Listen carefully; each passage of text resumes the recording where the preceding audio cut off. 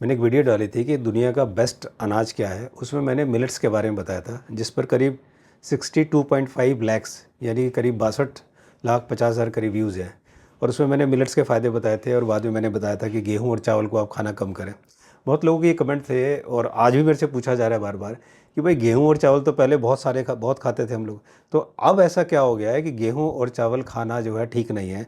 तो आज मैं इस वीडियो में आपको बताऊँगा कि क्यों आज के टाइम में गेहूं और चावल बड़ा खतरनाक है और इसकी वजह से कितनी सारी बीमारियां हो रही हैं। तो आइए इस वीडियो में यही जानते हैं। नमस्कार, मैं हूं मानस समत, फाउंडर ऑफ भारत पथ हेल्थ केयर, जो कि एक ऑनलाइन वेलनेस प्लेटफॉर्म है जहां पर हम हर बीमारी का नेचुरल तरीके से आपकी लाइफस्टाइल को चेंज करके कुछ हर्ब्स द्वारा नेचुरल ट्रीटमेंट करते हैं। और अब तक हज़ारों पेशेंट, इंडिया के अलावा 9 अदर कंट्रीज़ के हज़ारों पेशेंट हमसे जुड़कर अपनी बीमारी को ठीक कर चुके हैं, एलोपैथी दवाई से मुक्ति पा चुके हैं। तो ये स्क्रीन पे जितनी भी आपको बीमारियां दिख रही हैं, अगर इनमें से कुछ भी आपको है और आप उनसे ट्रीटमेंट लेना चाहते हैं, तो ये जो नंबर है इस पे आप व्हाट्सअप मैसेज कर सकते हैं, हेलो लिख के, और बाकी डिटेल आपके पास आ जाएंगे और आपका ट्रीटमेंट शुरू हो जाएगा। तो अब चलते हैं और जानते हैं कि आज की डेट में गेहूं और चावल जो पहले बहुत खाया जाता था, आज की डेट में क्यों खतरनाक है और क्यों उनको संभल के खाना चाहिए और अब सीखना चाहिए कि गेहूं और चावल यानी कि रोटी और चावल को कैसे खाएं। तो सबसे पहले बताता हूं कि आज की डेट में ये जो आप स्क्रीन पर देख रहे हैं चावल, ये आज आज से 40 साल पहले, 50 साल पहले ये जो चावल है, ये एक से ऊपर प्रोटीन की एक लेयर होती थी, कुछ लाल लाल टाइप का होता था, ये एक प्रोटीन की लेयर होती थी।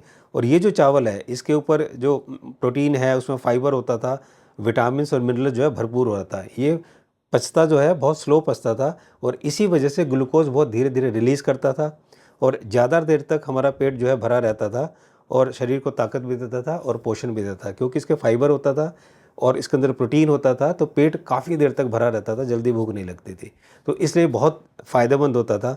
इसमें जो लाल परत आप देख रहे हैं, इसमें फाइबर, प्रोटीन, विटामिन, मिनरल सब होता था और जो भीतर का हिस्सा जो है वो कार्बोहाइड्रेट होता था, तो इसलिए फ़ायदेमंद होता था। लेकिन जो आज का चावल है जो आप देख रहे हैं, आज के चावल में क्या है, आज का चावल एक प्रोसेस चावल है, पॉलिश किया हुआ चावल है। इसमें से फाइबर और इसमें से प्रोटीन, ये दोनों समझिए निकला हुआ है। इससे क्या होता है कि जो पोषक तत्व है वो बाहर की लेयर में होते हैं, जो मैंने बताया प्रोटीन, फाइबर, और वो निकल गया है। अब अंदर केवल क्या क्या बचता है, कार्बोहाइड्रेट। और इसीलिए जो है फाइबर प्रोटीन बहुत कम होता है, कार्बोहाइड्रेट होता है, ये बहुत जल्दी पच भी जाता है और ब्लड शुगर भी बहुत तेज़ी से बढ़ाता है, जल्दी भूख लगती है और मोटापा और डायबिटीज़ इसलिए बहुत ज़्यादा होता है। तो इसमें जैसे मैंने बताया, इसमें सिर्फ स्टार्च यानी कि कार्बोहाइड्रेट, लगभग प्रोटीन और फाइबर और विटामिन तो बिल्कुल नहीं के बराबर होते हैं।